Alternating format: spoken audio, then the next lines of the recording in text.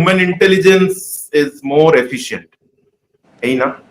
Of course मैं तो अभी तक यही, देखिए एआई आप भी यूज़ करते होंगे, आपने देखा होगा एआई के जितने भी टूल्स आए हुए हैं, अगर उनको आप प्रॉम्प्ट दे रहे हैं तो एक सर्टेन स्टेज आने के बाद से आधे घंटे 40 मिनट का कन्वर्सेशन करने के बाद से वो पूरा जो टूल है वो इतना कंफ्यूज हो जाता है कि उसके बाद से पूरा आउटकम आपको निकाल के, और वो आप चाहते कुछ है वो देता कुछ है। तो जब उसके पास हैसल हो जाता है तो पूरा क्यास है और वो चीज़ें जो है गड़बड़ जनरेट करके देना शुरू करता है, जो है जिससे आपका पर्पस हल नहीं होता है। एआई केवल इतना ही है कि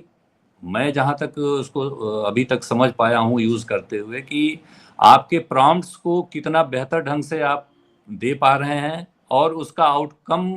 कितना जल्दी से निकालने के लिए कोशिश करें, क्योंकि एआई को जितना लंबा आप स्ट्रेच देंगे फिर उसके आंसर्स जो है वो और आउटकम्स जो है वो कंफ्यूजिंग निकलेंगे, जो है उससे बहुत ज़्यादा वो नहीं हो सकता, नंबर एक।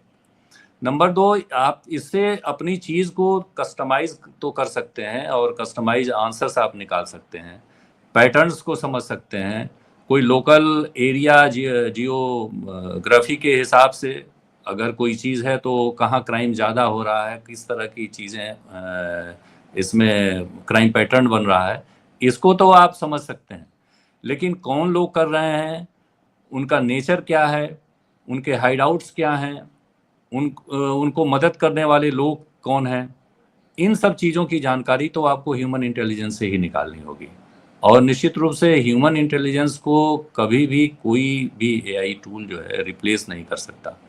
हम चीज़ों को और अच्छा तो बना सकते हैं, थोड़ी देर के लिए अपनी मेहनत कम कर सकते हैं, लेकिन जहां हमें स्पेसिफिक सूचनाओं की ज़रूरत होगी वहां ये चीज़ें हम एआई से नहीं निकाल सकते। मसलन मान लीजिए कि किसी जगह पे दंगा होता है, उस दंगे के स्पॉट में वहाँ की और सारी गतिविधियों की सूचना तो आप एआई से जो भी डाटा फीड करेंगे शायद निकल के आ जाए, बट उस दंगे के पीछे राजनीति कौन सी है, कौन से मिसक्रिएंट्स इन्वॉल्व हैं, उस दंगे को करने वाले जो मेन लीड्स हैं वो कौन है, उनको स्पॉन्सर कहाँ से किया जा रहा है, उसको फंडिंग कहाँ से की जा रही है, ये सारी चीज़ जो है वो ह्यूमन इंटेलिजेंस से निकाली जा सकती है, जिसमें एआई को अभी ऐसा कोई टूल नहीं आया है कि इस तरह की चीज़ें सेंस करने का प्लेटफॉर्म जो है हम देख पाए। बिल्कुल, एकदम सही बोला आपने। अब ऐसा कोई केस आपके पास आया होगा सर जहां पे मतलब आप सर्वेलेंस पे डाले हो किसी को using technology and all that, उसके बाद प्राइवेसी कंसर्न्स एक आ जाता है, राइट? ह्यूमन राइट्स, प्राइवेसी की, मेरे को क्यों इसमें डाला, सर्वेलेंस में डाला, मेरा प्राइवेसी हैम्पर हो रहा है। तो ऐसा किस्सा तो आया होगा आपके पास, एक दो केस अगर आप बता सकते हैं। And how do you overcome such situations कि बंदा बदमाश है, आपको पता है, लेकिन वो एक्चुअली दूसरा रूट पे जाके आपका सर्वेलेंस वो रोकने का कोशिश कर रहा है। ऐसा कुछ होता है आप लोगों के साथ? नहीं, देखिए सर्वेलांस की जहाँ तक बात है, हम ऐसा नहीं है कि किसी का भी फ़ोन कभी भी सुन सकते हैं, मतलब जनरल पब्लिक की जो प्राइवेसी है वो इंटैक्ट रहती है। हम केवल उनको लिसनिंग में ले सकते हैं जिनके खिलाफ, पहली बात तो ये है कि किसी तरह का अभियोग पंजीकृत है, तो उसको हम लोग उनकी डाइवर्जन उनको लेके और उनको ट्रैक कर सकते हैं। बट ये बहुत ज़्यादा फ्रूटफुल इस नाते नहीं होता है कि आजकल बहुत सारी बातें जो है वो व्हाट्सएप कॉल से या किसी टेलीग्राम से या और भी सोशल मीडिया के बहुत सारे टूल्स हैं जिसके माध्यम से होती हैं।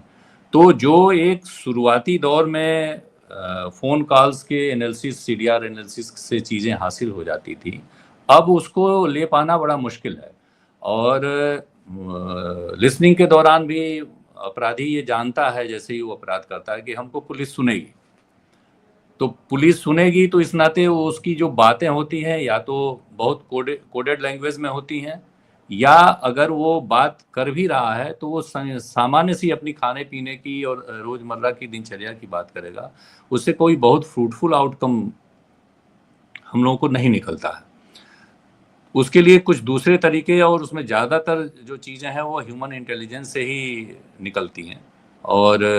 उसका नेटवर्क काफ़ी बड़ा है, वो इतना छोटा नहीं है जितना आप समझ रहे हैं या जितना आपको लगता है। वो नेटवर्क काफ़ी है, और चीज़ों को फ़िल्टर आउट करने में जो हमारा ज़मीनी सूचनाएँ हैं, वो ज़्यादा काम करती हैं। हम भी जानते हैं कि किसी को अब मोबाइल से पकड़ना या किसी को मोबाइल पर ट्रैक करके और चीज़ों को आउटकम उसका निकाल पाना जो है वो बड़ा मुश्किल काम है। कम से कम कोर्ट ऑफ लॉ में उसको सिद्ध करना तो नेक्स्ट टू इम्पॉसिबल रहता है। अगर वो एविडेंस है भी तो उस एविडेंस की कोर्ट में कोई वैल्यू उतनी नहीं रहती है जब तक कि सारे प्रोसीजर्स को हम लोगों ने फॉलो ना किया हो। एविडेंशियली वैल्यू जो है उससे एक मोटा मोटा अनुमान तो हमको निकलता है, बट बहुत ज़्यादा उसमें कारगर हम नहीं होते हैं।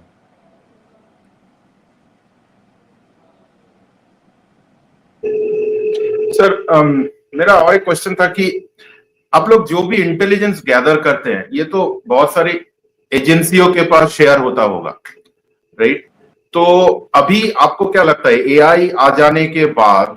या फिर ये जो नया नया टेक्नोलॉजीज आ रहा है तो ये इंफॉर्मेशन शेयरिंग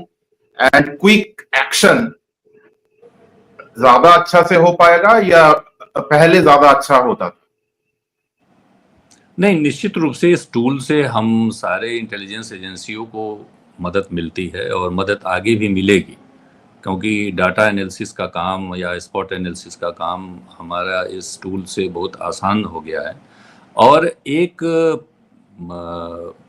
अनुक्रम बना हुआ है जिसमें ये सारी चीज़ें जो है वो गवर्नमेंट के एसोसिएशन, सेंट्रल गवर्नमेंट के एसोसिएशन और स्टेट गवर्नमेंट के एसोसिएशन से चलती है। बहुत सारी जो इंटेलिजेंस एजेंसीज सेंट्रल के पास हैं उनका जो इनपुट है वो शेयर करते हैं, हमारे पास जो इनपुट है वो भी हम लोग शेयर करते हैं। तो इस तरह से एक मिक्स शेयरिंग के हिसाब से हम लोगों को आउटकम निकलता है और उससे जो है अपराध को रोकने में, शांति व्यवस्था बनाए रखने में काफ़ी मदद मिलती है। तो एआई से इस चीज़ों को और अच्छे तरीके से हम एनालाइज कर सकते हैं, चीज़ों को थोड़ा जल्दी कर सकते हैं, इतना फ़ायदा तो ज़रूर होगा। सर ऐसा कोई किस्सा आप अगर सुना सकते हैं जहां पे एआई देके अपने इंटेलिजेंस शेयरिंग किया होगा दूसरे एजेंसी के साथ या फिर दूसरा एजेंसी ने आपके साथ कोई इंटेलिजेंस शेयर किया होगा जिससे आपको जल्दी किसी को नैप करने में या कोई क्राइम सॉल्व करने में आपको आसानी हुआ होगा? कोई छोटा मोटा किस्सा? हाँ, बहुत सारी सूचनाएं इस तरह से मिलती हैं और उससे हम लोगों को आमतौर से मदद यही मिलती है कि कोई अपराधी अगर अपराध करके एब्सकॉन्ड कर रहा है और कहीं हाइड आउट्स अपना बनाए हुए है तो उसकी ट्रैकिंग आसान हो जाती है और उस लोकेलिटी में काम करना आसान होता है। मसलन मैं एक घटना आपको किडनैपिंग की ही बताता हूँ, जो है कि एक जनपद में जब मैं कार्यरत था तो वहाँ भी किडनैपिंग हुई और उससे करीब उस ज़माने में 1.5 करोड़ रुपए की फिरौती मांगी गई थी। हालांकि उसमें हम लोगों ने अपनी ओर से पूरा प्रयास किया, बट विक्टिम को हम लोग बचा नहीं सके और चूंकि किडनैपर्स को पता चल गया कि पुलिस हम तक पहुंच रही है तो उन्होंने उसे मार दिया था। जो तो जब तक हम लोग पहुंचे तब तक वो डेथ कर चुका था। लेकिन जो इंटेलिजेंस है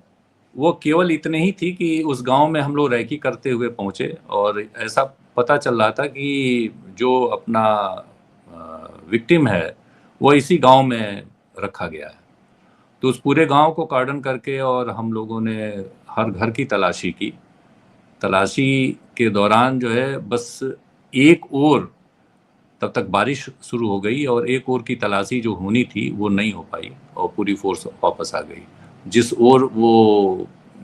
तलाशी नहीं हो पाई थी उस ओर ही वो सारे मुल्जिमान जो है वो विक्टिम को लेकर पड़े हुए थे और फिर उन्होंने इसको समझ लिया कि अब पुलिस हम तक पहुंच चुकी है तो हड़बड़ाहट में उन्होंने वो घटना की। हालांकि उसके तुरंत बाद वो पकड़े गए और पकड़े भी बहुत इंटरेस्टिंग वे में गए थे। घटना करने के बाद से उन लोगों ने